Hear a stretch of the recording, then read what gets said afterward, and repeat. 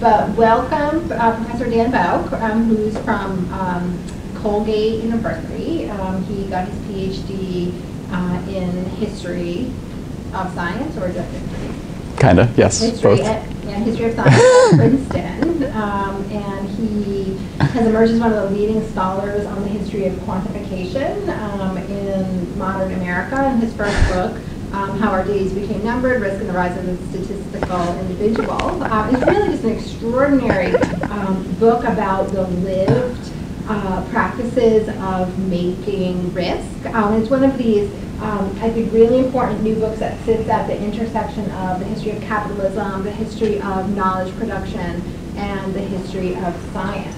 And his book has been really critically acclaimed, extraordinarily influential, and he is also working on a new project on the history of quantification and the U.S. Census. Yeah, that was great. Except for the part about being the leading figure in history of quantification. Although you specify it enough that I think we probably at one point class it down to make it true, like in 19th century, in the late 19th century. All right, should I go? Are we game? All right, so the title of my talk today, Making Statistical Individuals at the Turn of the 20th Century, and I'll be largely dwelling on material from the book, so you can get a sense of what Jamie was just talking about. Thank you, Harry, for inviting me, and Jamie for setting this up, and it's fun to be in a room that Ted Porter and Chris Phillips and other historians have graced as well. You can see I've extended the title here now, How Insurance Corporations Numbered Americans' Days and Valued Their Lives and Ushered in a New Age of Personal Data.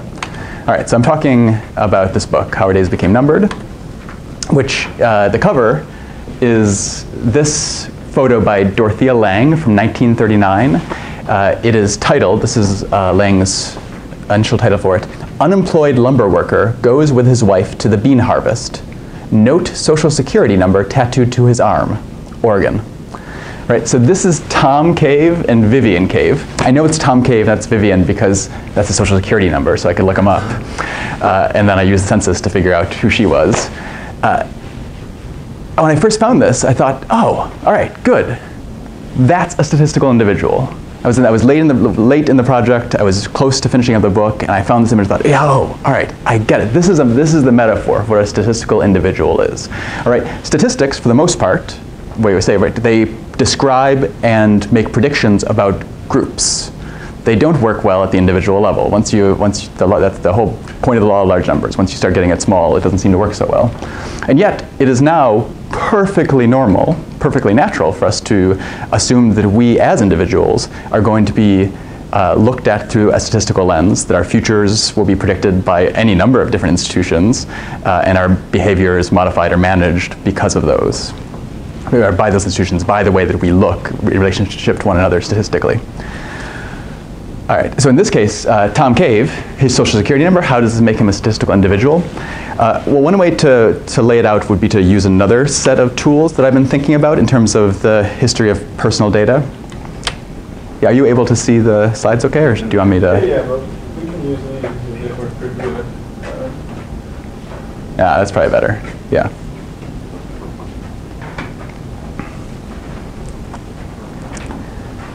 So as I've been working since this book on thinking about the history of personal data over a longer period, one set of ways I've started to think about this is to think about this photo using first this idea of the data double.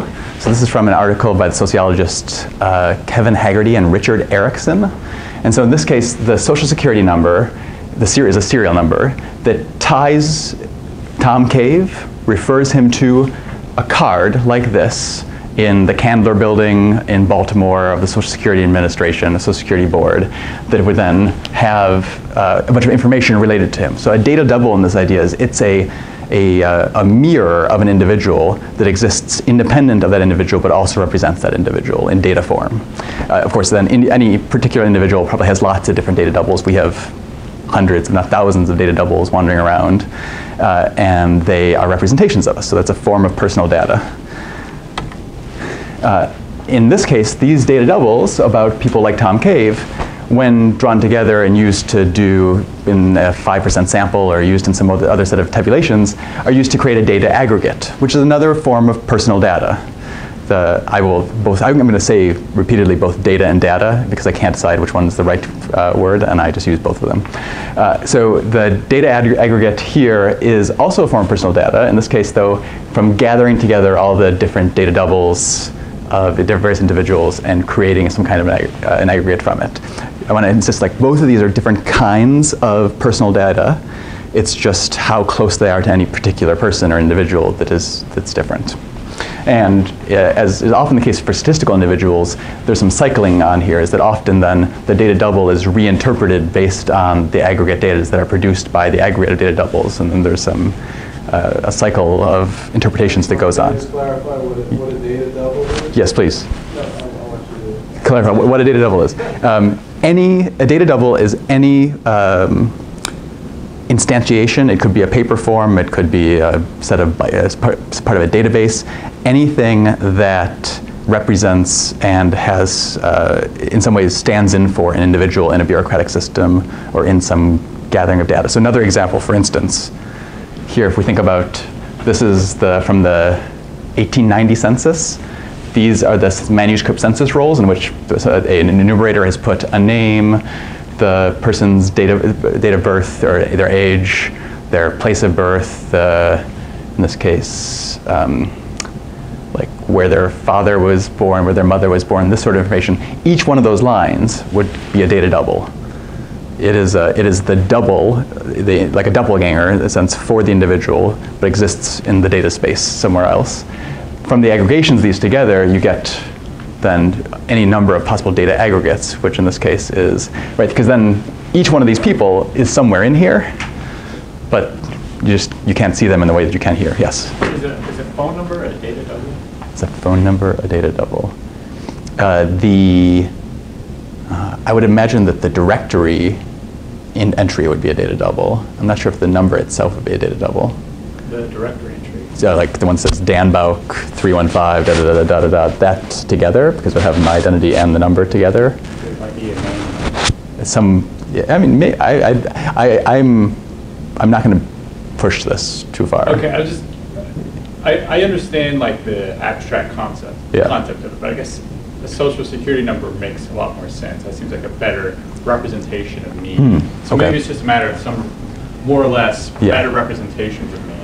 And then the data aggregate would be a really good. Yeah, none of them have to be particularly good representations of you either, and it's not so much that the number is the double. I think more it's the file that's the number, that's the double.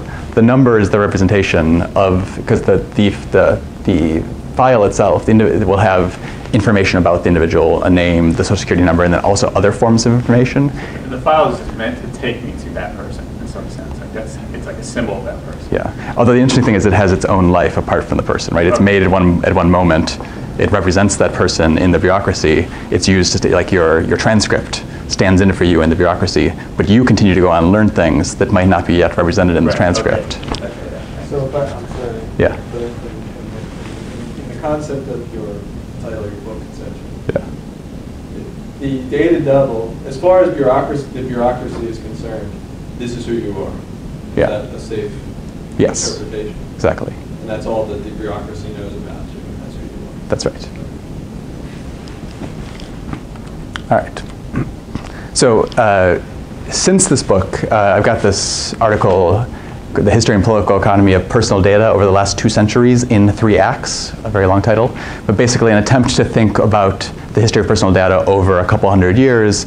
I've focused mainly in the US, but I think the story has resonances beyond the United States. And the general idea is that from the early 19th, middle of the 19th century on into the early 20th century, the point of most personal data operations is to produce interesting aggregates. It's to create these big social categories, race, class, nation.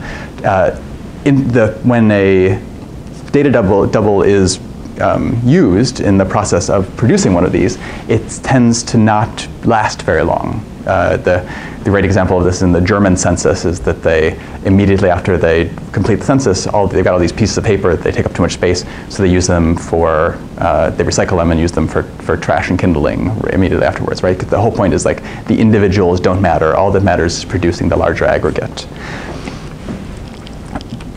By the time we hit the kind of from World War I through to the 1970s, I see the data double becoming much more valuable, and it starts to become longer lived. It is more widely used in different contexts. And one of the arguments I make, and we'll get into kind of more in this talk today, is kind of figuring out how and why that happens. It's that the data double is then used to take individuals and try to fit them into these larger mass concepts. And that can be by like putting them within a series of statistical gradations. It can be more like the Taylorists who go out and say, we're going to find the one best way to hammer a nail, and then force everybody to do that by using these data doubles to figure out how they hammer nails, and then constantly like force them to improve their performance on this until they hammer the nail the right way. Either one of these ways, they're being fit into a mass idea of how the society should operate.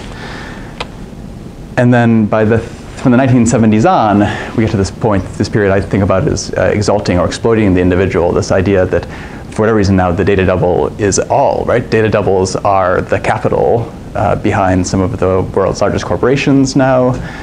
So there's something significant that's been happening in this kind of change in terms of the valuation, the duration and existence of the data double. So this is my facial recognition pattern from Facebook that I downloaded, because you can download your information from Facebook, and then this is how Facebook knows me, can identify me on a photo.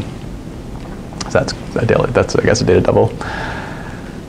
All right, so today I want to focus on, and we'll move through a story that's going to help me think about why it is, how we get from this stage to this stage. That's what I think this book, post hoc, what I think this book is doing, is helping me to figure out that transition. All right, well, let me get you started. I want to get you into the context here. So I'll begin with Charles Ives, who I think of as a kind of modernist superhero. By day, mild-mannered insurance agent. By night, modernist composer who wrote music that instrumentalists of his time could not play. Like it took them ages to figure out how to play it because it was so strange and so difficult compared to what they were used to. So I want to take you today through one of his lesser-known compositions, or actually was very well known at the time if you were in the right audience. This is called The Amount to Carry Measuring the Prospect. So Ives was the head of a really big New York insurance agency for the Mutual Life of New York, and he wrote this piece. It is, I think, characteristically, this particular talk we have in mind is divided into 4 principal movements, right? He couldn't help it. So it's a 4-movement talk, a 4-movement piece, little known by Charles Ives that I'm going to perform for you now as a way of getting you into the sense of like what is actually happening in an insurance context in which these statistical individuals are being created. All right, so I could begin the overture for this piece this way. You either belong to the 8% or the 92%. This is a quote. If the latter, your income stops at death and you won't have a cent if you reach age 65. That seems rather an abrupt way to talk to a successful businessman like you. But I'm talking facts based on authoritative data, not personalities. The more securely you're fixed today, the more reason you will be interested in a scientific formula that will offset the chances against you. And there are chances against everybody. Even a millionaire would be a fool to take them, right? Or, Ives says you could begin the overture this way. If I ask you a rather personal question, I hope you won't take offense. I can be a help of you in a vital matter. Is your wife spending too much or too little for clothes? Or is your wife making her side of the business pay? All right, strange openings. But you can see already, right, what Ives is working, trying to get the person who's about to buy insurance to think of themselves, especially in the first case, in a statistical relationship, right? Which part of the mass do I belong to, the 92% or the 8%? Like, am I normal? Am I not normal? How do I understand myself in that way? Or in the other one, thinking of themselves within a gendered relationship. So in this case, the idea of a man who's supposed to support a household, and the idea of the woman being the CEO of that house, of the way it operates. So the second movement, Ives says that as soon as the prospect knows that it's insurance, they're going to start to resist. All right.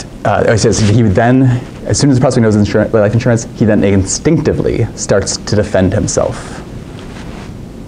I don't want to talk about life insurance. Goodbye. I don't intend to talk life insurance the way you mean. There's a scientific way of knowing once and for all whether you ought or ought not to discuss it with me or with anyone. I have all I need. In justice to yourself, you ought to test the accuracy of that statement.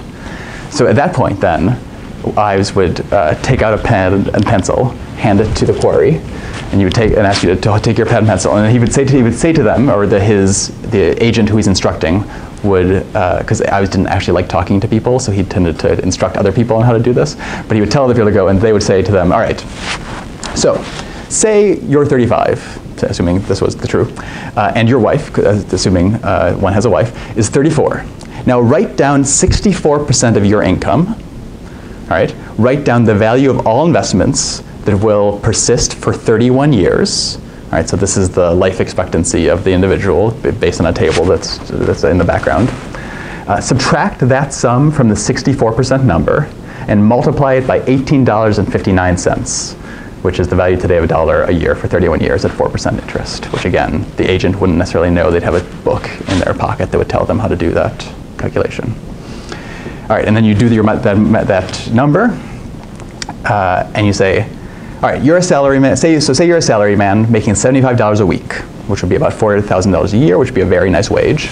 And you have a wife and 3 kids. You already have $5,000 worth of life insurance, and some stocks and some bonds and a family farm to rent. Here's the thing. Seems like you're in pretty good shape. You need $25,000 more of life insurance, according to the calculation you just completed, in order to actually cover your parents, your family. Wait. Stay there. No, it's okay. We don't have to talk about the cost now. This is why we brought up the wife earlier, because we're going to talk about how she's wasting all the money, so you can't afford this premium. You need to be able to pay. This is the finale as we're getting into it. Let's think about how you'd feel. Right, we're leaving rationality, we're leaving calculation behind, and we're going straight for the gut. How are you going to feel when your son can't get into Andover? Right, when you can't pay for him to go to Andover? Like, how are you going to feel when you're penniless in old age, right? That's not going to feel good. Better yet, you know what? Let's just, before you think it over, let's just schedule a medical examination to get to the next step while you're trying to think about this. Could I ask you to make a deposit in this cup, please? So this is an actual urine sample from the 1920s. I got this from the archives of the Metropolitan Life Insurance Company. I don't actually know if it was used, but this is the thing it would have been sent in.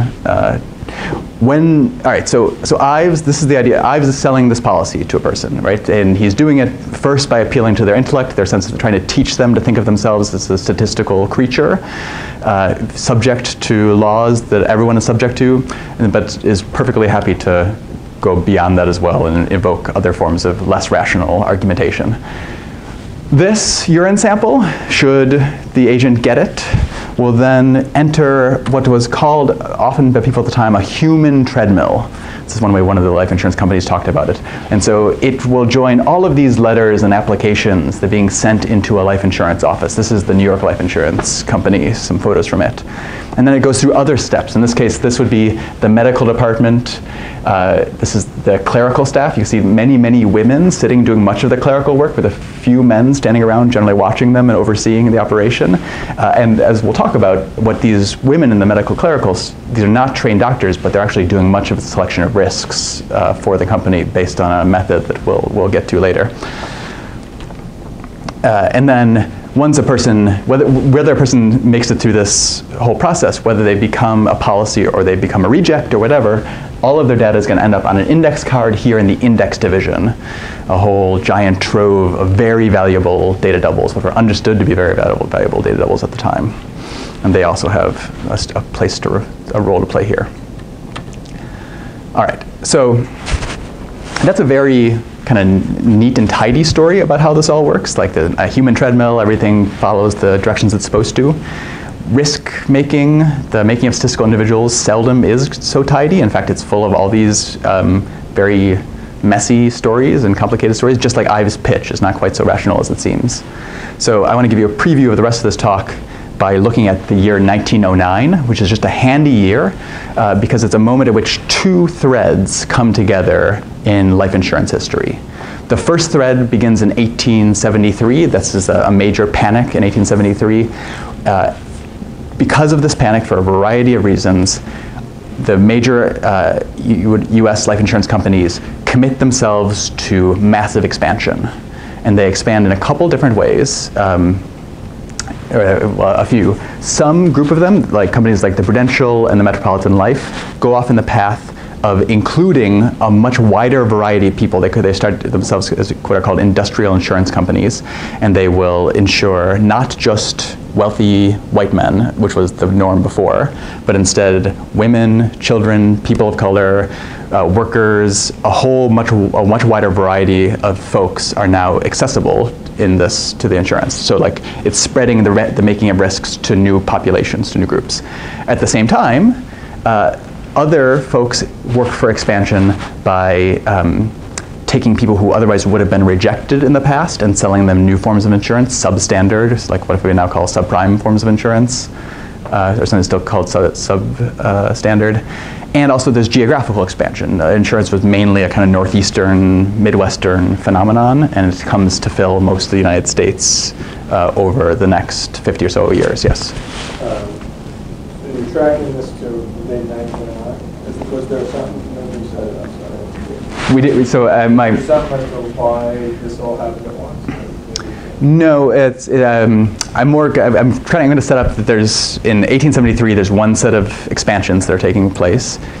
In 1905, then, there's another kind of thread of the story, and I'm going to say in 1909, I could pick any number of years, a bunch of things happen simultaneously in 1909 that illustrate the way these threads interact, and that's what this talk is going to focus on here. It's not a necessary year to choose, but it's useful. So the second thread, in 1905, there's a major investigation of all the life insurance companies called the Armstrong investigations, the Armstrong hearings. They essentially show the insurance companies to be, it makes them look very, very corrupt. And they come out looking very badly as a result of these hearings. And as a result of this, and one of the primary mechanisms by which they would sell huge amounts of insurance is outlawed afterwards.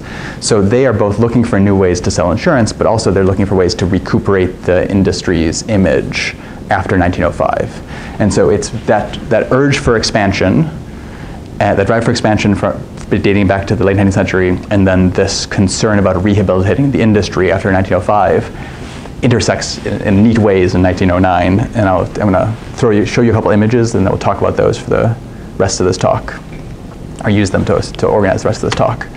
So in this case, we'll come back to this, but the one way to understand this is there's a doctor named Oscar Rogers working for the New York Life Insurance Company.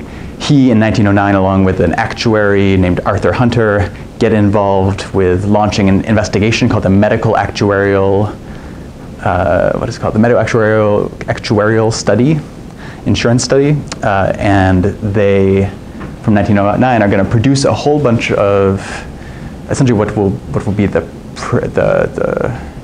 studies that will create the predecessors to what we call modern risk factors.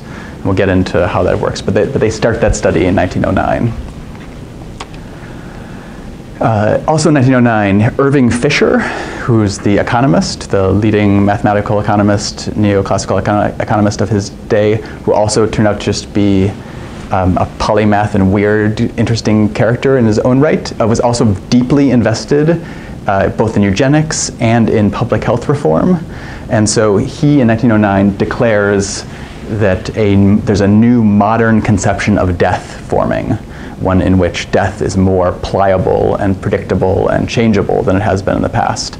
And he does that in relationship to both using information from the life insurance industry and in cooperation with life insurance companies, and I'll show you how that happens.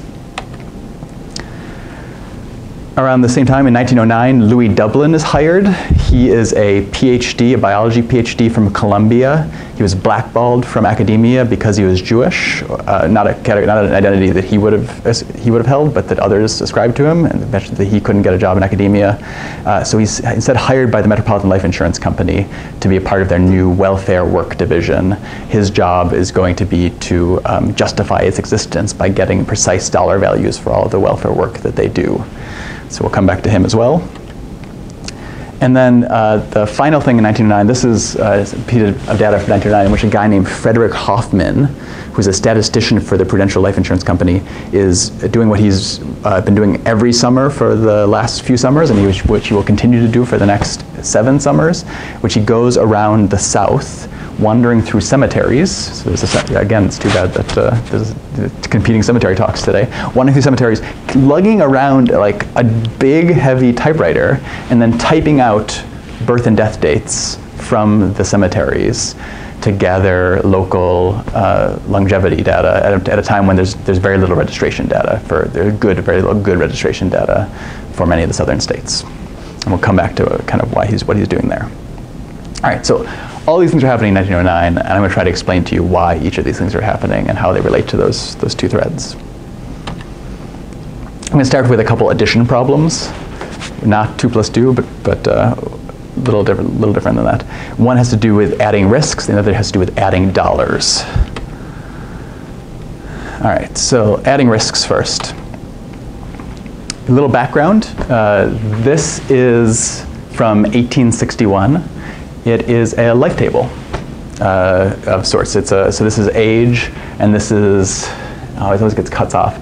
The number out of which one person would be expected to die. So like up here, it's 120 at age 10, which is where it starts. Most of these tables tend to start at age 10 because infant mortality is so high that they don't want to deal at all with thinking about infants or toddlers. What you're seeing here is a bunch of, this is printed data. All these really noisy bits is actual experience data. That's like actual companies, life insurance companies, how many people died and what their pattern has been. Most of these other printed numbers are existing companies' life tables, what they use. And then this right here, this is interesting. So I found this in the archives of the Mutual Life of New York, now in the AXA Equitable building. It's an old ledger. On all this printed thing, you can see a hand-drawn curve, and this is what will be the new curve that the Mutual Life adopts to price its policies and to handle its dividends for policyholders afterwards. All right, I'm showing you this just to give you a kind of a sense, because one, it's just really interesting to see how it is they do it, and there's great evidence that he's just doing this by eye, essentially, like having put all this data, and it's very different than like the actual experience data, but he's finding a way of putting this through. They show this table to important British actuaries, and they say it is admirably graduated. Right? It's a beautiful curve, and therefore perfectly plausible, perfectly reasonable. This is one way that I say one should think about life insurance is that it's constantly caught in this tension between classing and smoothing. Classing tends to be more the range, like what doctors do. They're thinking more about the individual, breaking them into classes, thinking about where they fit. The smoothers tend to be the actuaries who are interested in this kind of thing. Like, once you give me a stable class that's big enough, I'll get you a nice set of smooth data that it works out for it. So in the middle of the 19th century, actuaries, for the most part, are all about smoothing. They're great data sharers. They share data across companies. They're trying to look for finding more accurate tables. What they're going to use those tables for is complex. We could talk about it afterwards if you care about this. They are, for the most part, it doesn't have to be that accurate for the life insurance company, because they've got these huge fudge factors built in so that the point of the curve is that it justifies discrimination based on age. It's not there so much to protect the company, because the 30% loading will protect the company against whatever's happening. And they kind of understand that there's a lot of give. You said they shared data across companies. Yeah. And they didn't care about, they weren't, so what, there was so much money to go around? The actuaries, so that there is some pushback, but the actuaries have a lot of control, and they're able to convince. I think the way to understand it is the actuaries gain credibility by becoming part of this profession, and that credibility is useful when you're trying to then justify in courts and in other situations why you make the decisions you make. And so that trumps the potential of wanting to keep secret one's experience. There might even be some kind of argument about collusion amongst existing companies to keep out other companies as well that's useful in sharing data. All right, this is Maria Pearson, the wife of Carl Pearson. He asked her to paint this for him. This is a painting representing the bridge of life. And you can see the different stages at which people die at infancy, where they're killed by the bones of their ancestors, because he was a eugenicist, still thinking genetics was the most important cause of infant mortality. And then different causes of death at each different moment. Finally, a sharpshooter cuts you off at the edge of life. This was a representation of what Pearson was doing, which was taking the death curves of the time and decomposing them into 5 separate curves, each meant to represent different death frequencies at each stage of life. So this is an artistic representation of that. And so it's part of this project of starting to try to figure out if there are more, not just getting the aggregate death curves, but trying to figure out what factors might be involved in explaining death at any particular moment. Pearson does this through this kind of curve decomposition. Whereas the story I'm more interested in is what Oscar Rogers and Arthur Hunter are doing at the New York Life. So let me tell you about what's happening at the New York Life Insurance Company. Rogers is under a lot of pressure to expand. So one way to understand this is that he's the medical director for the New York Life Insurance Company. This is a moment at which a bunch of these insurance companies want to get big really fast. Why do they want to get big? Well, their boards want to get big because the more insurance they sell, the more premiums they take in, and the more capital they have to invest at a moment at which, think this is where the United States is booming, and there's just so much capital that is necessary. And the people who are in charge of these companies, often they're nonprofit companies. They're not getting profit out of this. What they're getting is seats on boards of banks, seats on boards of railroad companies. They're getting power and influence by being in charge of these massive amounts of the float, right? This is the float. They get to control the float. They get to control all the money that has been paid for premiums but not yet paid out in the future. And so they're interested in growing really fast to get as much of that as possible because it gives them more influence and more power.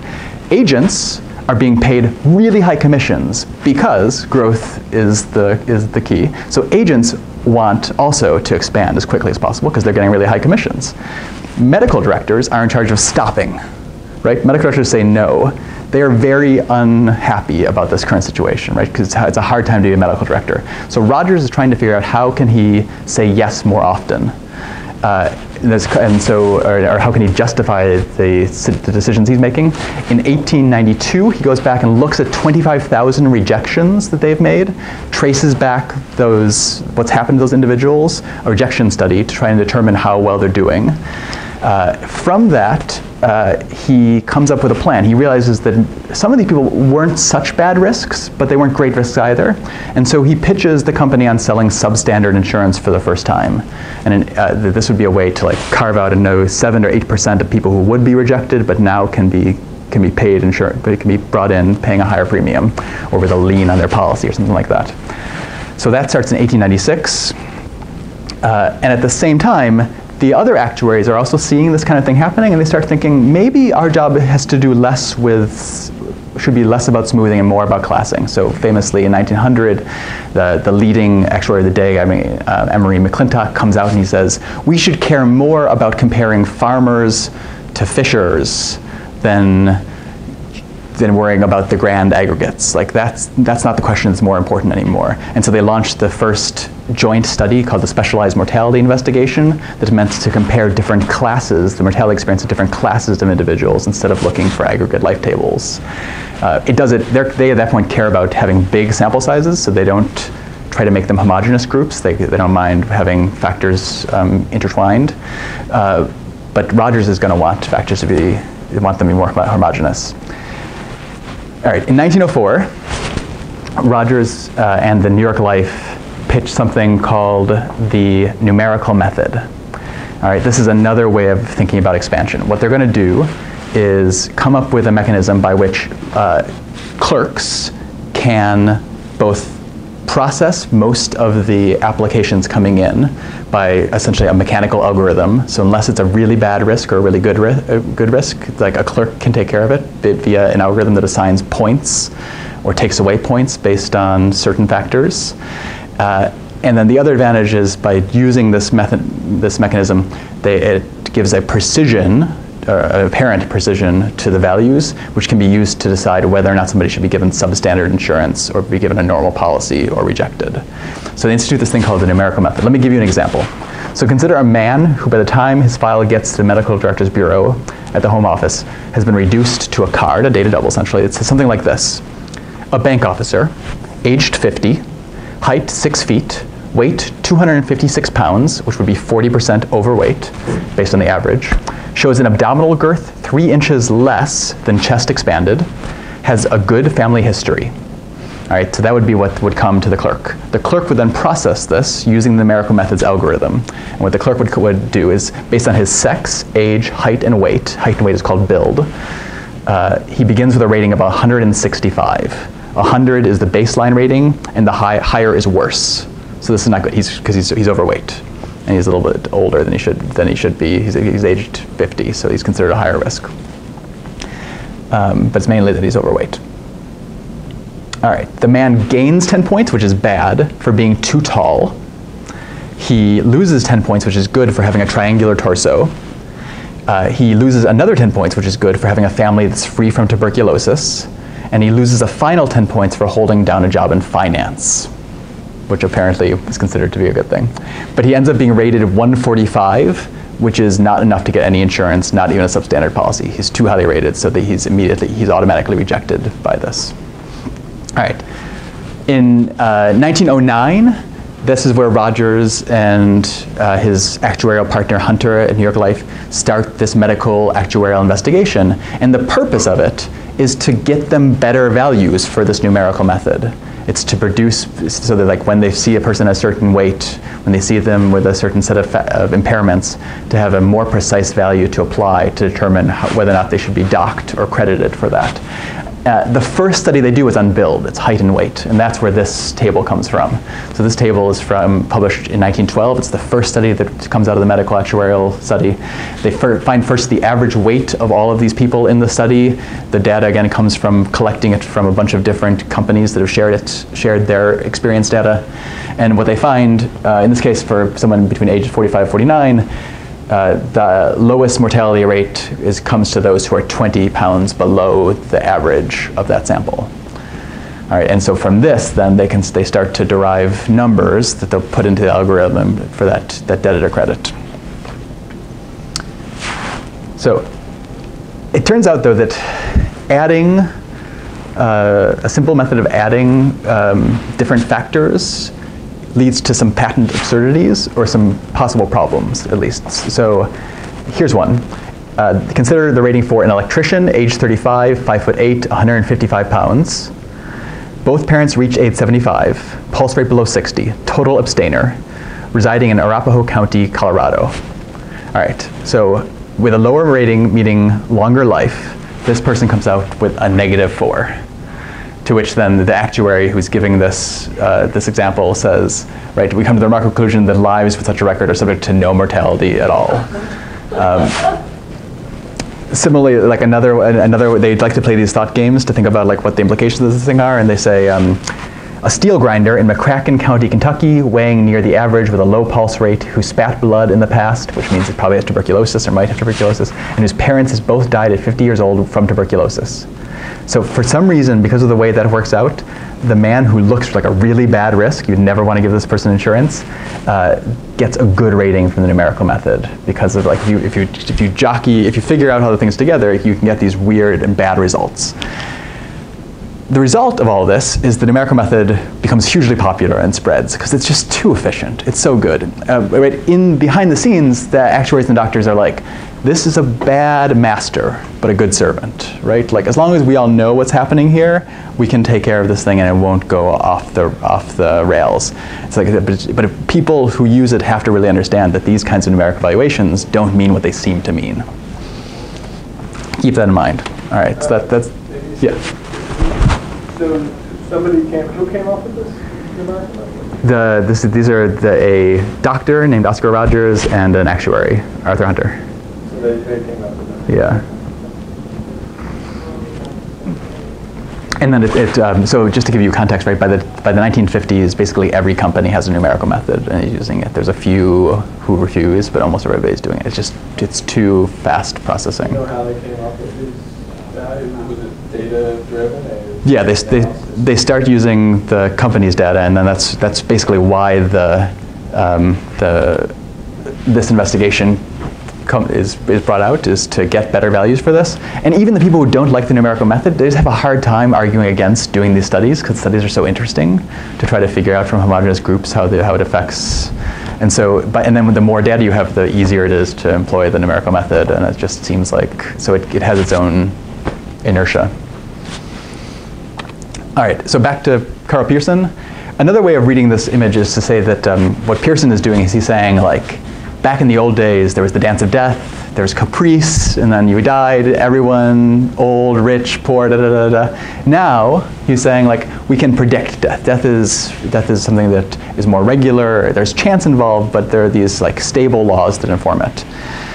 Well, Irving Fisher, in 1909, reproduces the same image, but he adds his own caption, "Repair this tottering structure." And what he goes on to say is, like, Pearson's too fatalistic. Like, he's saying that this bridge of life has to be like this. Fisher thinks you can keep extending the bridge, right? He's all about public health and other mechanisms by which lives can be extended, by which these existing curves can be changed, and he wants to try to think how those changes can be brought about by human control. So in 1913, Fisher founds the Life Extension Institute, which is a great name, which takes insurance methods and uses them for preventative medical care. So like the same medical, suddenly the German only comes to Untersuchung,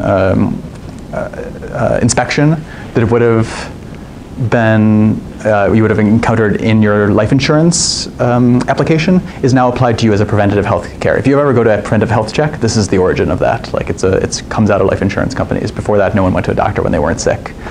And they also take with them many of these same kind of ideas that you can like create precise numerical scores based on the way that one responds to different parts of the test. Those also come into the Life Extension Institute. The founding client of the Life Extension Institute's anchor client is the Metropolitan Life Insurance Company, which buys subscriptions to it for all of its ordinary policyholders, saying that they can get a free medical examination once a year, every year, as part of their welfare work. And it turns out, like, remember that when Charles Ives tries to sell you insurance and make you think about yourself as a statistic, many people are like, you know, I'm kind of special. Right, and they're not wrong, right? Like, statistics don't describe each of us individually, right? Like, we have peculiarities. We know our peculiarities often very well. Life insurance companies understood this, which is why they, like, had so many medical examinations in the first place. They figured out people knew themselves better than the statistics did. But it turned out when you tell people that you can use the same statistics, right? This is the New York Times in 1921, printing the same table, but now using it as a way to tell people that they should lose weight. People, when you say, you know, we're not going to try and sell you insurance if you don't want in the first place. We're going to use the same data. I'm going to say that it's a way for you to extend your life. They're much more open to it. So many people become very excited about these new methods of using risk-making methods to extend lives.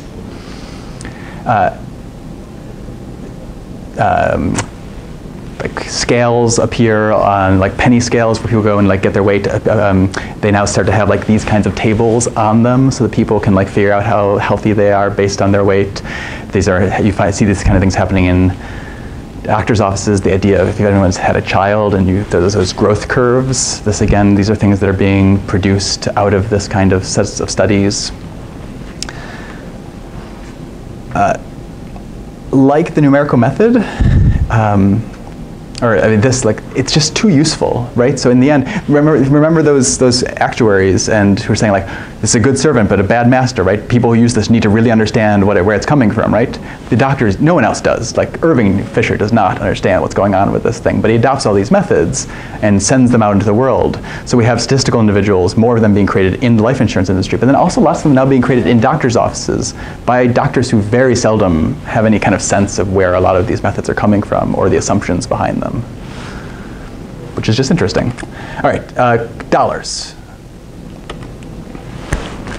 Louis Dublin is invited to join the Metropolitan Life Insurance Company in 1909 by a guy named Lee Frankel, who's the head of their new welfare division. And so the Metropolitan Life Insurance Company and many insurance insurers have a good reason to be concerned about state intervention, and particularly to be concerned about essentially socialism, or like about the state taking over insurance, the job of doing insurance. In fact, the state will do that in some ways. So the Metropolitan Life Insurance Company responds by saying, we're going to create our own kind of corporate socialism.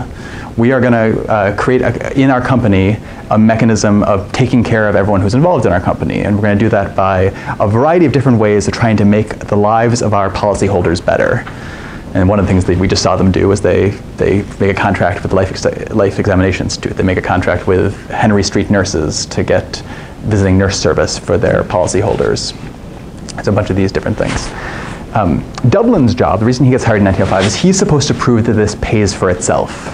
He's supposed to do the data. It's kind of like, think of this as proto evidence-based intervention sort of work. He's supposed to show that like the amount of years longer that policyholders live because of this work pays for the money being put into it.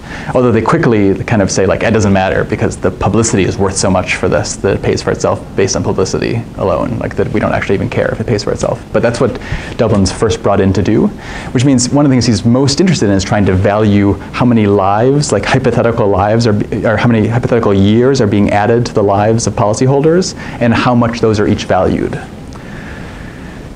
If we jump now forward to 1924, Alfred Latka, who is the biomathematician famous for both important contributions to ecology and population research.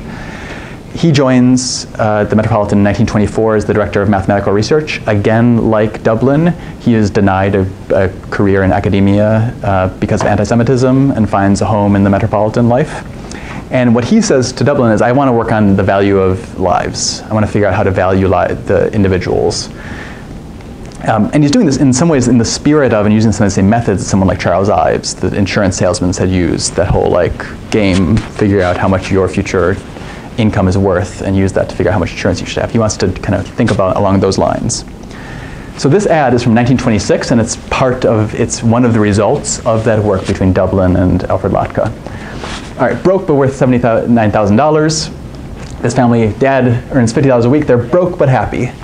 He said because they're actually, he says, in reality, he and his family are worth a small fortune because they have a good health. This typical American family represents $79,100 of the nation's wealth. How do we break that out? Dad at 30 is worth $31,000. That's based on $50 a week in average. If dad is frequently sick, or if he dies young, he will be worth less than $31,000. This is the present value of his future earnings less his personal expenses. That's how they're doing this calculation. This is a great line. Mother's contribution to the family wealth, her time, energy, love, and devotion can never be measured in money. But, there's always a but. But, at a very conservative estimate, the money value of her services must be at least half of dad's, $15,500. And then the baby boy is $99,500. Big brother, $1,600.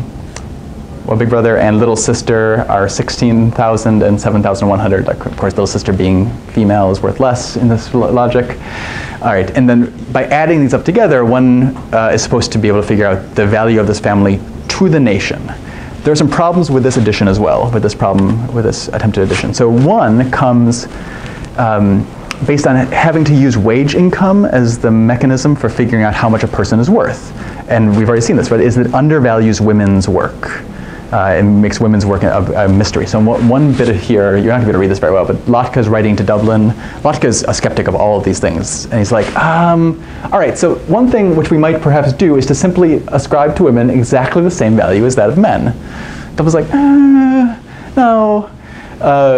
And then he talks about, well, in computing the cost of bringing up a child, we very materially revise our figure for the cost of raising a child. That like, you have to change that once these calculations are brought together. So one of the problems they start to figure out is if you actually figure out how much a woman's work raising a child is worth, it makes the baby worth much less, because suddenly the baby is an expense, a liability that on the part of the mother's asset, and so that looks really bad because it's like, oh no, babies are not a good deal if you like if you take the calculation to its logical extremes.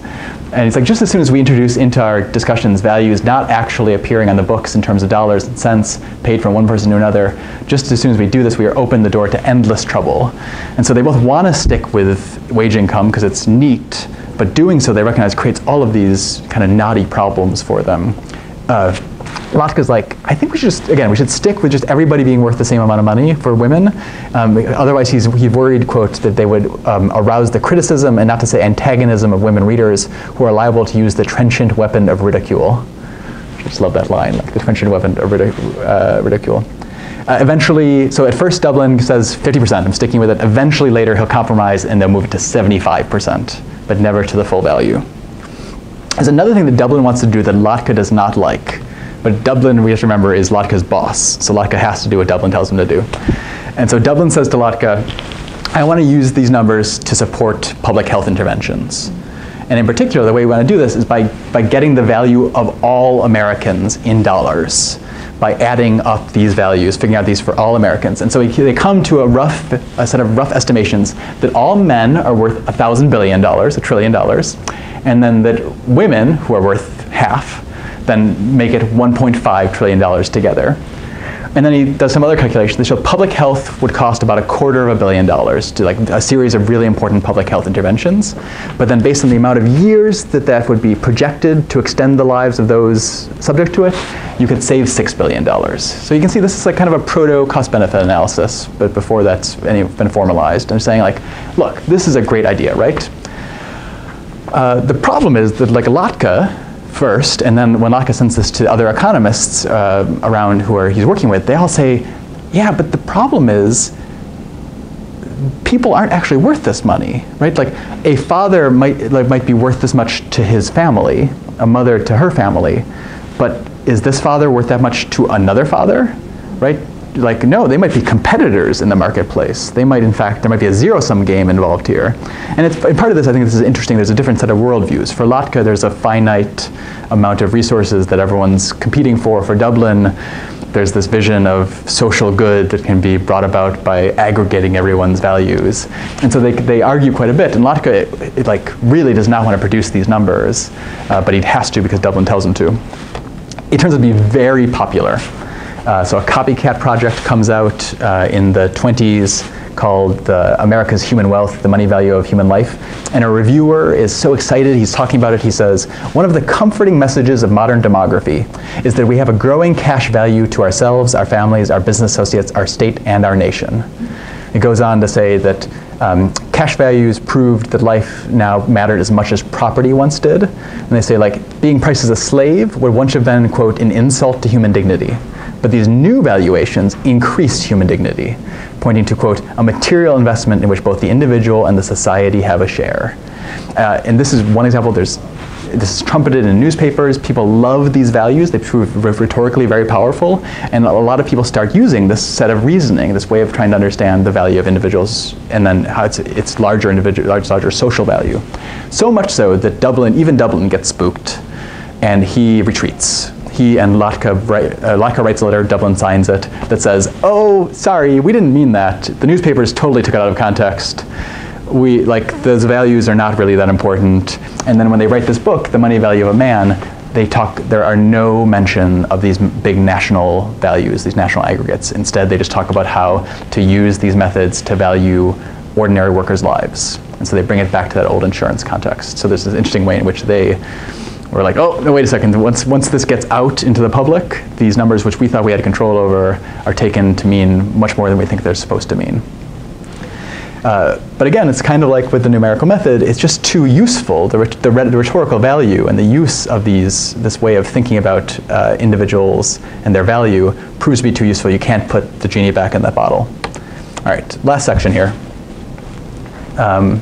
Data politics. So one way we'd be thinking about this is the prehistory of this idea that algorithms can be racist. This is Frederick Hoffman. He's a German migrant, traveled to the United States. He married a Southern belle.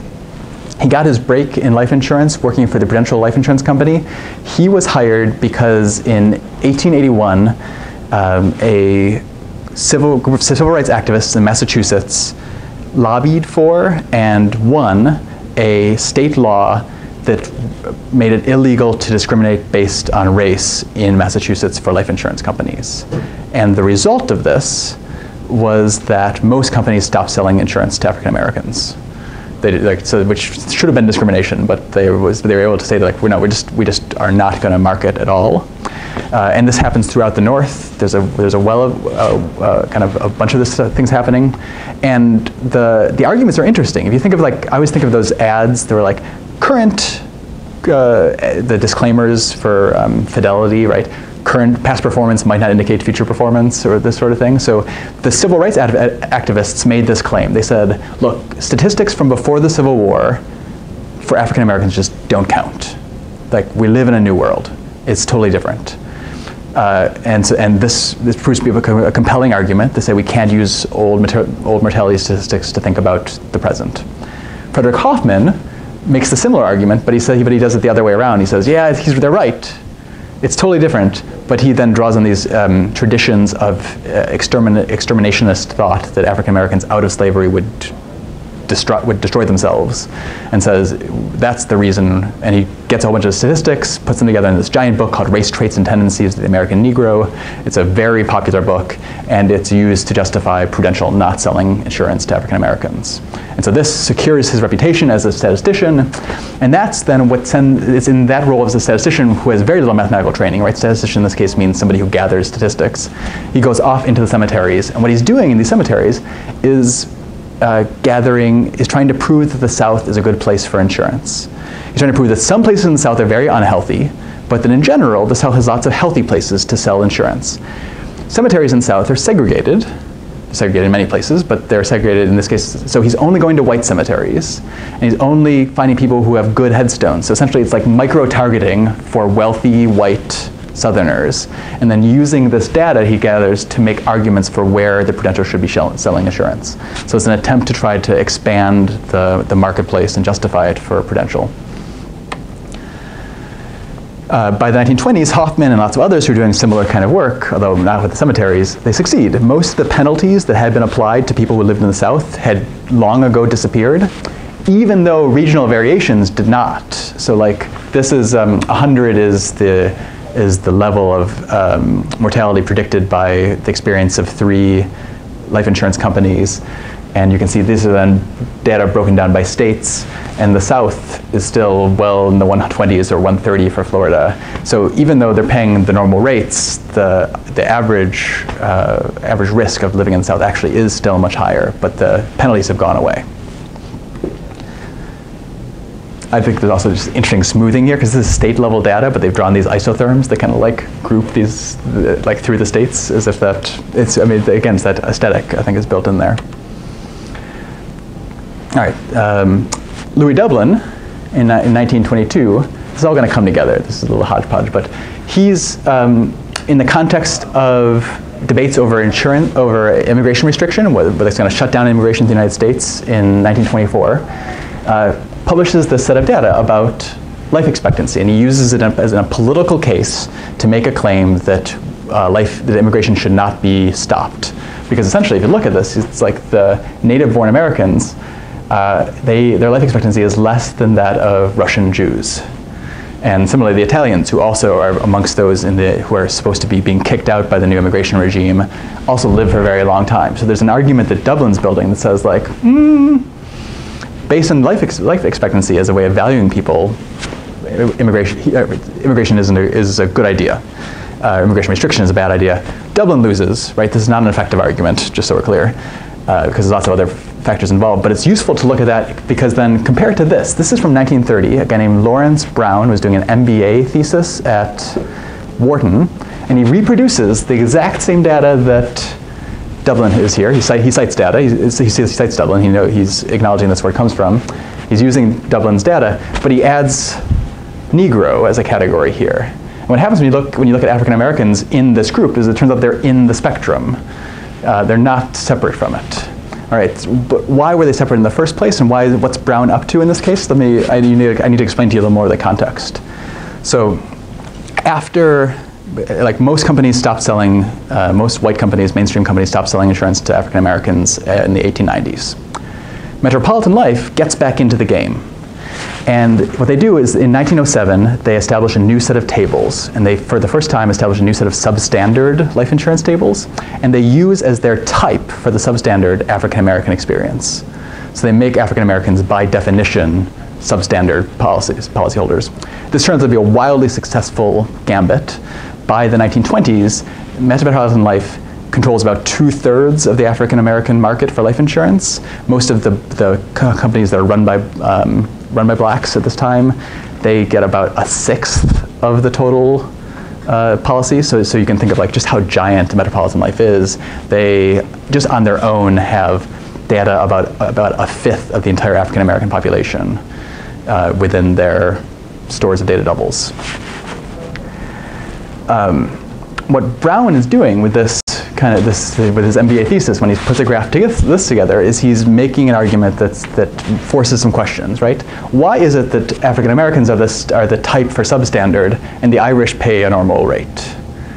Why is it that the South is paying normal rates, but African Americans are the type for substandards? When you put them all in one category, it starts to suggest that there's something arbitrary going on here. There are implications for this.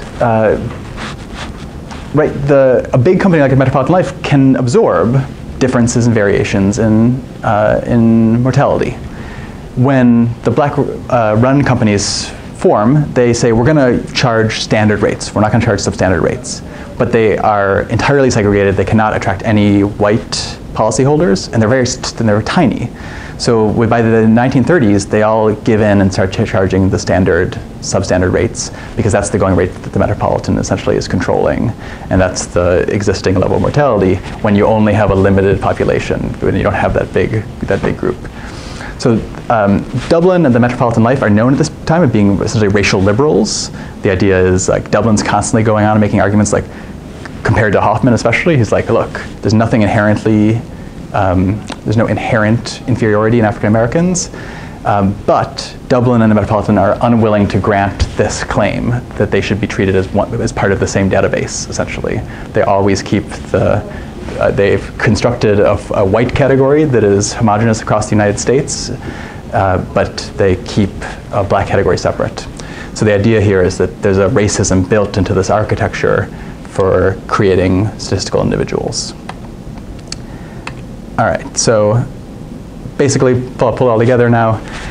The claim is that the expansion of insurance from the 1870s on brought with it these efforts to translate health and bodies and longevity into precise numerical values, that the attempt to rehabilitate the industry and transform ideas from using risk to price to using risk to extend lives, that also spread with it a method evaluation, that it expanded this idea of valuing a nation according to the sum of its individuals' future income potentials. And then that, as in both of these threads, they facilitated the grouping of white Americans together to the detriment of African Americans, who then, in this very important form of savings, are paying a lot more for it than others are, as they become the type for the substandard and this new regime of statistical individuals. And so that are all like some of these little stories that help us try and understand how it is in one corner that more and more of these statistical individuals are becoming, Americans are getting used to being thought of as a statistical individual in life insurance and in affiliated and areas around it. That's it. Thank you.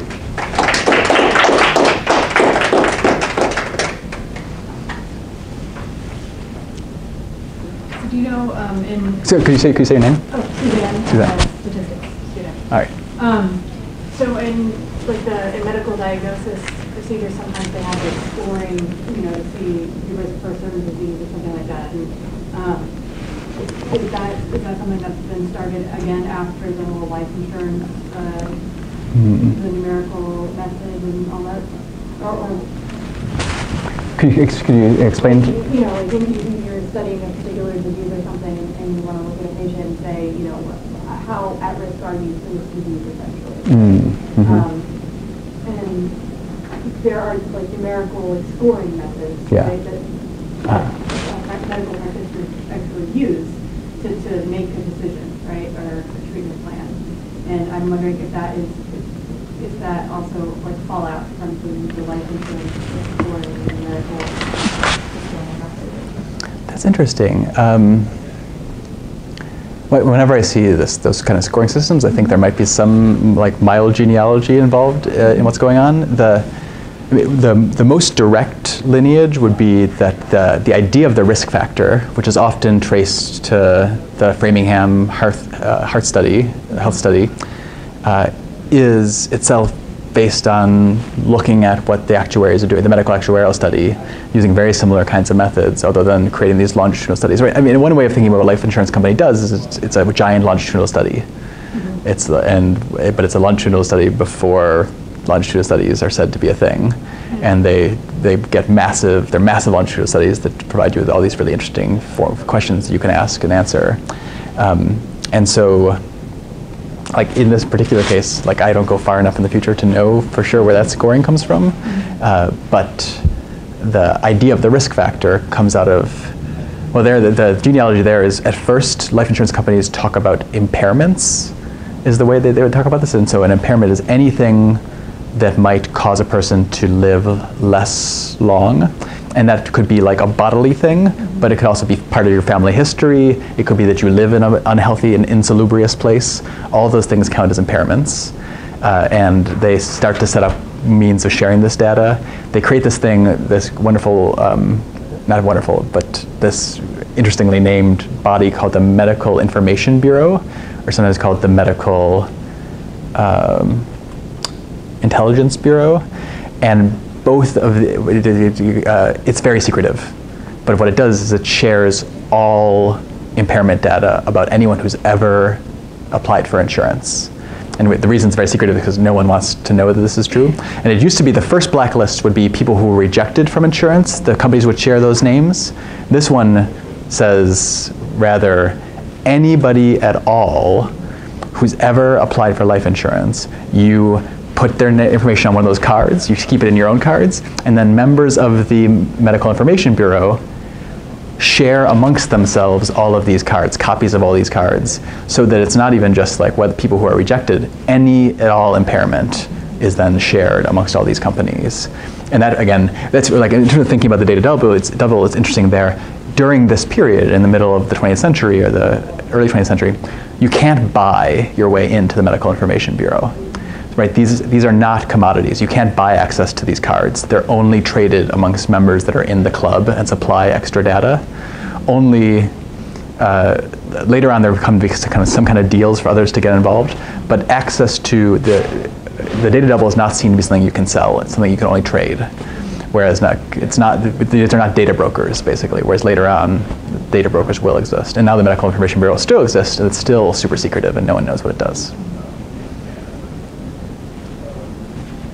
What a great talk. Thank you so much. And I was thinking back to your sort of opening discussion of the numerical method, and sort of someone with a job in finance is less of a risk than someone who perhaps works on a railroad. And so this made me think back to accident insurance and like travelers in the 1870s and the history of sort of the pricing of body parts, right? And like John Fabian Witt's work and this great industrial accident crisis forced insurers and also the consuming public to think of the human body as kind of an aggregation of insurable parts and how much for an arm and a leg and so forth.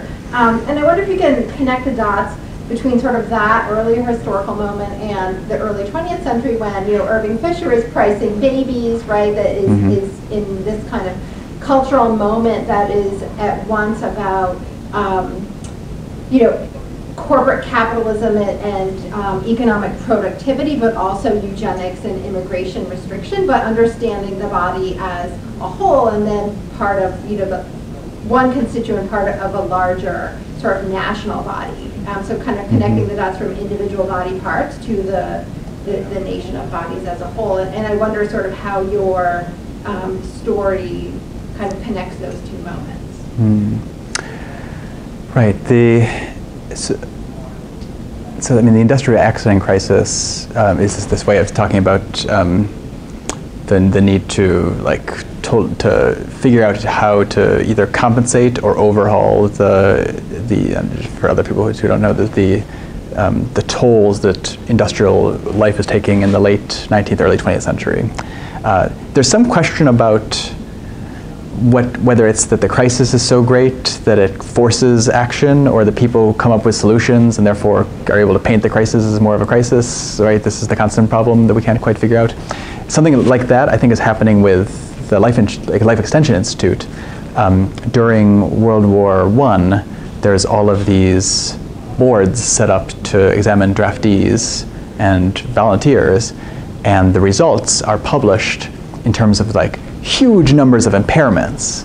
But impairments are defined the way that the Life Extension Institute defines impairments. They're maybe not so big a thing, right? It might be bad, that could be annoying, but it can be used, though, to mobilize the claim that there's this massive crisis. So, I mean, part of what I guess I'm thinking about in answering your question is that part of what's happening here is that individuals are being forced to take responsibility for their health, but also being held to a much higher standard for what their health ought to be than maybe they themselves would care to have. Helen Veit has this great article about this in which she says, why was it that life extension, the lives were getting longer and people were getting more concerned about their health at the same time? And in part it's because as much as for Fisher is kind of interested in public health and wants to invest money in public health and wants to invest money in eugenics, which is also a mechanism by which he thinks he can send lives, much of what he has to do is trying to teach people to behave differently and putting it on them to change their behavior. And this, again, is one of these old tensions with life insurance between the smoothing and classing. The other one is between individual responsibility and the sharing of risk. And that this is for insurers, they call it equity. And so the idea is people should share risks, but then the ideal of equity is, but you shouldn't share too many risks. You should be within a class that's homogeneous enough that you're not unduly paying for somebody else's risk. And this is a really important political question of what is unduly sharing of risks. And much of what you see in the 20th century is this ideal, this push towards more equity, which is not what it sounds like. It's more actuarial fairness, more this idea that people should share less risks and take more responsibility for themselves. Which I didn't quite answer your question, but I went in some direction. Robin? I think you're almost answering the question I was trying to ask you. Okay. Because I found this whole concept of the two camps of classing versus seniority always absolutely fascinating to me. As a statistician, I think, because we constantly just think about when we do modeling, it's always about the bias and variance trade-off. The more that you can mention on one covariance and collective of people, you could be more theoretically, you can be more accurate in describing the precise situation of the individual when you have less people. Yeah, right. Yep. With, and it's kind of less accurate that way.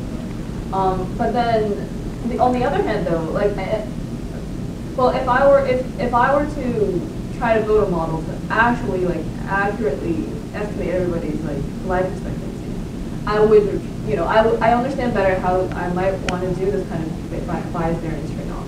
Yeah. But as the life insurance company, my goal is actually not that. My goal is try to make more money, right? Uh-huh. There's this extra level of sort of, as long as I can get the most money out of this crowd of people, I'm happy with whatever my model, like it could, I could sacrifice certain kind of accuracy in certain groups, whatever that's defined. Yes. As long as I could get profits off of everybody. I mean, that's also kind of connected to fairness thing about. Yeah. Well, I mean, it's partly, right, if you're in a life insurance company, you're a complex organization too. So like your interest in the companies depends on who you are in the company. If you're in the running the board of the company, yeah, you're interested in either profit or in just growth because that gives you power. If you're an actuary, you have these professional obligations and you have these professional interests in which you're supposed to like follow certain rules, and you have a sense of fairness that you're trained in as an actuary that is kind of a moral set of principles that you are going to use to fight with which occasionally is going to lead you to fight with the higher ups in your company, and you'll probably lose.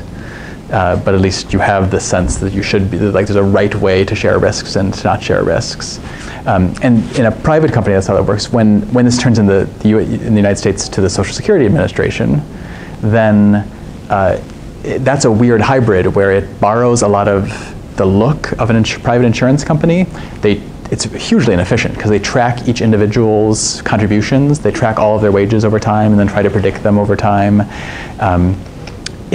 just to like make it appear that this is like an insurance contract, when in fact what the Social Security system is a bit of social insurance in which it's paid for out of state coffers. It's not actually a reserve fund. There is a reserve fund, but it's not. It was never, from very early on, it was not intended. The reserve fund was actually going to pay out people individually. And in fact, when there's great stories of the very first calculations. They borrow an actuary from AT&T to make these calculations, and he says like, all right, so this is what the reserve fund will have to be, and this is the number it will grow to. And he goes before Congress and he says, but this number should only be used for comparative purposes, because the instant I say it, it's wrong, because you and Congress are going to change this law all the time, and so like I'm trying to predict 70 years on the future based on the current mortality rates, but I know that the law is going to change so frequently that like my predictions are all totally going to be bogus. But it's still that principle is much more about the sharing of risks through Social Security and much less about like individual profit or anything like that. And that's treated as like a.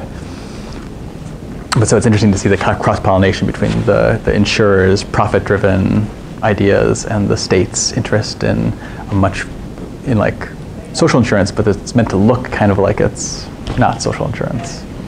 So do you think that I guess the morality or the moral standards or the fairness, the concept of fairness in the insurance industry has changed? Obviously, it has changed, but like in what direction has it changed?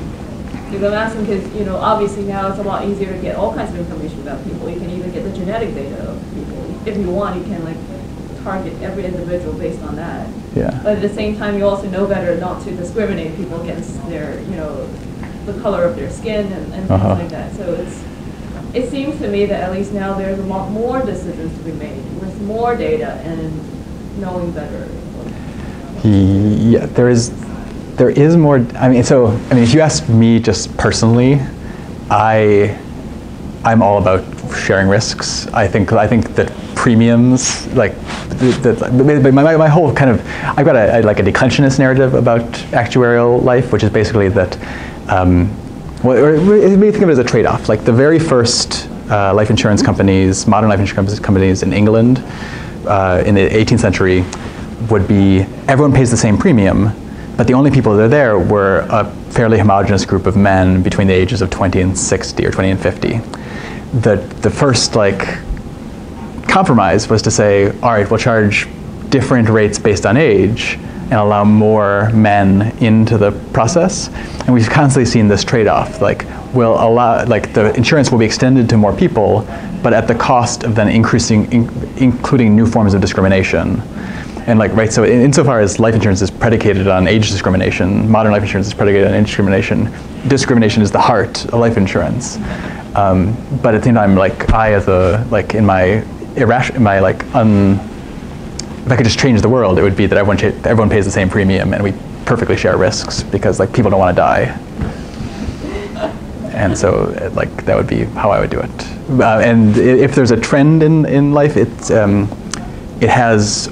So I do less the more recent stuff, but my colleague at MIT, Kaylee Horan, has been writing about the post-1950 era, and what she sees is what I'm also seeing, is that there's a move more and more towards the individualization of risk. Not that they can often work that out. In the end, still most people fall into a standard or a substandard policy, but the attempt to make these very precise valuations has only increased. Hey, Danny. Yeah, this was a really interesting talk. So I just had a question, because I know you work on the census, right? Yeah. I'm interested in like whether or not like the insurance industry had influence on sort of the categories that developed in the census, or did the census have a influence on the insurance industry's categories? Like to what degree do you think there's like mutual interaction between those two?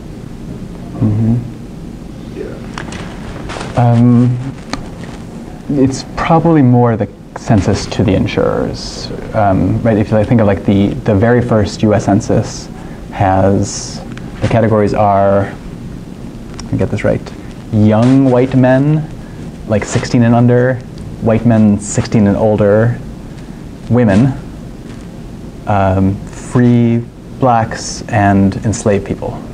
Something like that. I think those are the first 5 categories.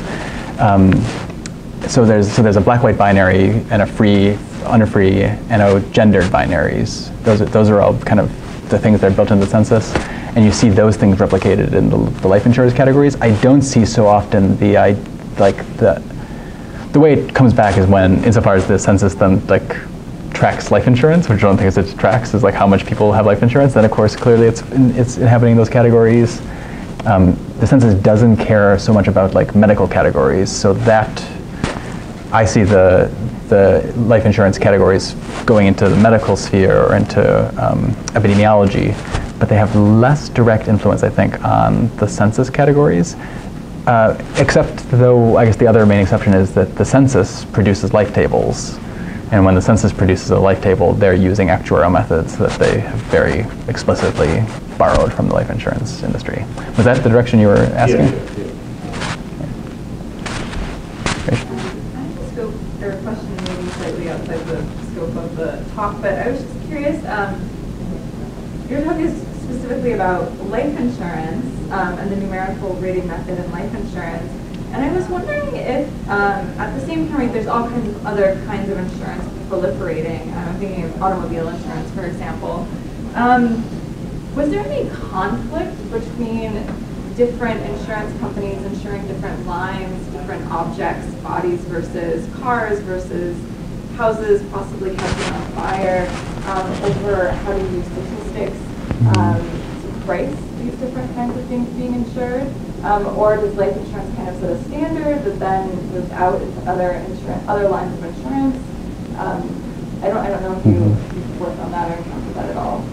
I would just say a couple of things. One, so when life insurance, with like the Life Extension Institute, this idea of like using the methods of risk to extend lives, looks in some ways like, kind of like what fire insurers had done for a long time. Like whenever you got fire insurance, they did an inspection, right? That's why Underwriter's Laboratory exists, to like make sure that your appliances don't blow things up and cause fires. But at the same time, I've never seen the life insurers. Well, no, that's not true. You do see the life insurers sometimes justify their actions by saying, well, fire insurance does this. And so they do look to one another to provide like a claim that this is something that's reasonable. And you see it in terms of the early like auto insurance, so that the people who would run that would have been the actuaries in the Casualty Actuary Society, which also then does a bunch of the Social Security calculations, those same folks. And they are often, they look to life insurance as the model for this kind of statistical modeling. And I think, this connection I have less firmly drawn, but I look at credit rating too, as credit rating, by the time we get to something like the FICO score eventually, that's drawing on different forms of correlation, or different methods, but there's a combination there. So for the statisticians in the room too, this might be, one of the things that's interesting is as the medical actuarial investigation goes on, they first are trying to find very homogeneous categories to figure out what these factors are. And they increasingly start to also create some purposefully mixed categories. So there'll be like people with a family history of tuberculosis and some other factor together, create a population from that and use that for the study. And then one of the things that I found was an early paper on correlation of multiple variables that was drawing on this data because it was great because somebody had like pieced apart, had both the individual populations and then also the results of studying the population based on finding the category where the factors were all together in individuals. And there's these multiple correlation papers that are using this data because there's a kind of a great natural resource for people doing this sort of statistical work. Yes, Suzanne? So I'm going back to the medical field. Yeah. So here's my agenda. All right. My agenda is, so I want to do medical studies and I want to help people, determine, if they're at risk for a certain type of disease or whatever, and preventative and treatment for healthcare is like the motivation here. So when you're developing models and studying these kinds of trends and diseases and trying to categorize people in a useful way and helpful way, we often default to some standard variables, right? There's age, gender, other standard ones, right? But those are like the two that immediately come to mind, right? Race, yeah. So there are these standards that are set, but it's not always clear to me, at least from a statistical perspective, why we default to these variables, and I'm wondering if that has its roots maybe in so this pattern that I'm noticing, or at least as I understand it, right, is kind of the census sort of affecting the life insurance, then the life insurance sort of affecting the medical field, and of course there's more interaction than just that. But I'm kind of wondering about how our medical analyses and studies and understandings of what's important, what are the important characteristics in our data points, right? Is that derived from social context more than maybe scientific context? That's my hunch, I guess. I think so as well. So I mean, I can't say precisely how it works for the doctors, but this is kind of thinking about Danny's question as well. What I see over and over again is that the categories that the actuaries turn to are almost always categories given to them by the society. Right. Sometimes they create them. There have been some instances in which they create new ones, but for the most part, they come from the outside and they adopt them and use those. And why would you do that? Well, one reason is, for one thing, if you've got agents and doctors all around doing your examinations for you, you got what they can observe, right? And so if they come with these categories in their heads, then those are the things that they're going to use. That said, you could, of course, create new categories, and they do, right? One of the things that they do is create the medical. This is where the scoring also comes in. The companies don't trust the doctors because the doctors usually have relationships with their patients and all kinds of things, and so they increasingly rely on more objective measures, and they force the doctors to think in different ways. It's also hard for doctors to think like a life insurance examiner because doctors care about particular people and making them better, whereas what life insurers want doctors to do is say, is this person more or less healthy than an average person? Which is a very different way of trying to think of a person than at least a doctor was trained to think of them in the 19th century. So insurers had to constantly be retraining them to think like they were supposed to. But that's all. So there are ways in which insurance could and can train its force of observers to see the way they want to see. But if you're looking for a cheap and easy way to get lots of people into a system, using existing social categories is cheap and easy. Right. I don't know if there's a better way of doing it, but I would imagine there might be. I just wanted to get your opinion. Yeah. I mean, I know my understanding and my bias, and I just wanted to hear. So the part about the guy in the cemetery, the data I thought was pretty interesting, and I think that, I guess that's a pretty good way to get data, but I guess aside from the, I guess, aside from that example, of other examples of kind of really putting an effort in to get data. Statistical fieldwork. Yeah. I mean, a lot of what a statistician does, like people who call themselves statisticians, are seldom mathematically oriented until the middle of the 20th century, right? The statistician only becomes a mathematical field. It becomes a job title that's mathematically oriented much later. And so many of them are these kinds of people, right? Like Carl Pearson spends a lot of time doing some complicated math, but he also spends a lot of time just collecting skulls and measuring skulls, right? Like Ted Porter writes about this, like his laboratory was as much a biometric measurement laboratory as it was anything else. Hoffman, who does of the cemeteries, he also produces these giant libraries where he spends a lot of time gathering published materials from all around the world. The American Geological and Statistical Society, which goes on to become National Geographic, but is one of the first statistical societies, and the Washington version, which becomes the American Statistical Association. Both of them are essentially built to share books. So like they would send things they print from America or get from America abroad and get in return books of data from Europe or other places in the world, because then the books of data will allow them, it's a method of collecting statistical, and so many of them in their like library collection you can see whether they're gifts from one group to another.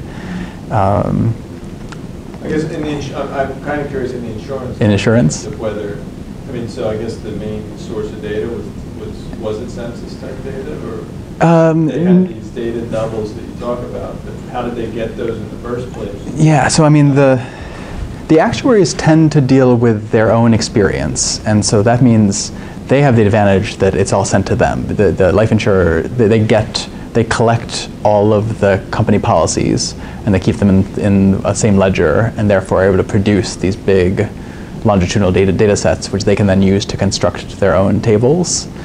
But those often aren't enough, you're right, in which case then there are actuaries who go off on expeditions to the west or to the south. Often they'll go to just talk to local doctors or talk to local elites to get a sense of like local variation that might happen. So Hoffman's not alone in that. I think Hoffman might be the only person I know who gathered all these cemetery records. Like that's a peculiarity to him. And he understood them to be very valuable. He talks about them he at least tries to pitch it to his boss that they're very valuable. Then in 1921, the president, the longtime president of Prudential dies, his son takes over, and the son doesn't care, basically. And the father had been the protector of Hoffman. Hoffman's whole giant library, which included this huge collection of cancer statistics as well, is just given to the Army Medical. It's now the National Library of Medicine, but at that point it was the Army Medical Service, because they're like, we don't actually care about this library. So it seemed very valuable to Hoffman, but the company in the end did not deem it actually valuable. It's not clear that how much of what Hoffman did actually was that useful to the company, or how, but he was attempting to make this claim. Sorry. Yeah. Was he getting paid for his time doing this? Okay. Yeah. It wasn't just like a hobby, like. No, he was definitely getting paid to do it, but at the same time he had like certain amounts of time and he was allowed to go and do this, and he would make these elaborate studies. Okay. And there were definitely, he had allies, because the local agents in the South were often his allies, because they wanted also to be able to sell life insurance at normal rates. So they would write letters probably to the company supporting his efforts. So, under ordinary circumstances, would you go to, say, the town, I don't know if they kept these, but I assume, did individual municipalities keep like the record of people who died, and death records and stuff like that? Not as well as they ought to have, right? So like, were insurance companies using those at all? Or? Yes. So where they existed, where registration existed. I mean, so the other thing that life insurance companies did was they got involved in changing state and national laws. So the life insurance companies were big supporters of the move to get better birth and death registration laws passed.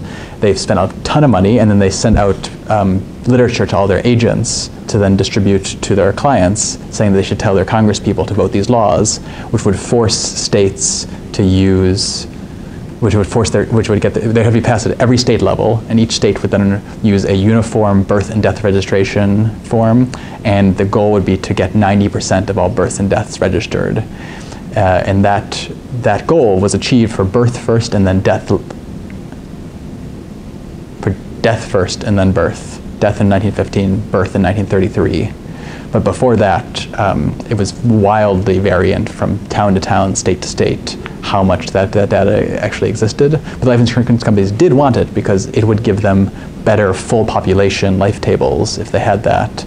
Whereas before that existed, the best source of actuarial data about American lives, was the life insurance companies themselves. The Metropolitan Life, basically on its own, was the best source. Like if you wanted, the Metropolitan Life Statistical Bureau produced the best data that was available. Well, I mean, based on that, I mean, that's why I think this cemetery idea is a really good idea. It's pretty accurate data. Yeah. Of course, it's biased based on the cemetery, but I think you also getting information, right? You said the headstones. Yeah, no, it was technically sweet. Yeah. You had mentioned this thing that I guess seems to also, they walked it back, the value of a life, Latka, is that the name? Yeah. Dublin and Latka. Yeah. So that seems like something that's still, people still, I guess, have, it's still debatable and all that, but I mean, this certainly came up, for example, yeah. And I guess there was argument over how much, was the value of a life, and I guess the average person the average victim was, got around $2 million or something like that. But the same, it sounds to me like some of the same considerations are still at play. What was the person's salary and how old were they and stuff like that. The two competing methods at the moment is there's one this existing actuarial method of the present value of future earnings, and the other is the value of statistical life model, which is based on using implicit risk measurements. Like I'm losing my capacity to think, but it's basically some sort of a natural experiment by which you figure out essentially how much money people are willing to pay for an extra year of their life. And you use that as the way to value how much life is worth. But then in any given circumstance, there's complex negotiations involved in determining these numbers. Like I got going on this project. Like one reason was because in a seminar in Princeton at the Woodrow Wilson School, the policy school, about climate change, and somebody said, well, the internationally accepted value for a human life is $2.6 million, something like that. And I'm just like, well, where does that come from? And then I ran across this book, The Money Value of a Man, by Dublin and Latka. And I knew Latka's name because he's a big figure in history of ecology. And I thought, why are life insurers, right, at some level, this is all just, I'm like, why is there so many weird people doing weird stuff in life insurance companies? And I'm interested in the history of science in places that don't look like places that science happens. And this counted. So in wrongful death suits, do they appeal to these insurance? Okay. Yeah, I mean, in fact, one of the people who, Dublin and Latka get letters after they publish The Money Value of a Man, and a lot of them are from people who are engaged in, who essentially say this will really help us to rationalize the system of tort law and to get better figures for doing these kinds of calculations. It's not the only thing, there are other factors involved as well, but it's one of them.